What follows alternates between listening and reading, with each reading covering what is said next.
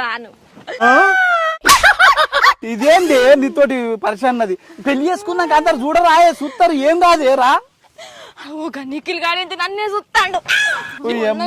ఇట్లా ఎన్ని రోజులే పెళ్లి చేసుకున్నాక ఇట్లా చూడరా?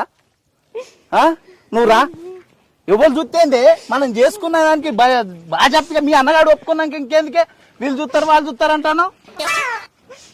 నేను మంచిగా చూసుకుంటా అని చెప్పిన కదా, నలుగురిలో నేను నవ్వుల పాలు చెయ్య. ఎందుకు బాధపడతాను? నువ్వు రా.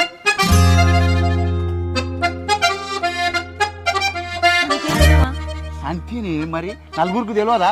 రేపు పెళ్లి చేసుకొని ఇంట్లో ఉన్నాక అందరికి తెలియదే. ఇక నన్ను అయితే మంచిగా చూసుకుంటావు, మంచిగానే చూసుకుంటానే.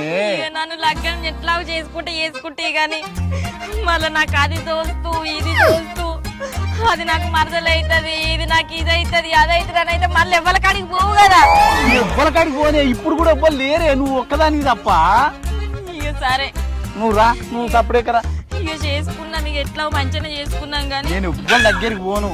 నువ్వు నన్ను మంచిగా చూసుకో, నేను నిన్ను మంచిగా చూసుకుంటా. కానీ ఎందుకో నాకు నిన్ను గుర్తనే భయం అవుతుంది. నిన్ను గుర్తనే భయం అవుతుంది.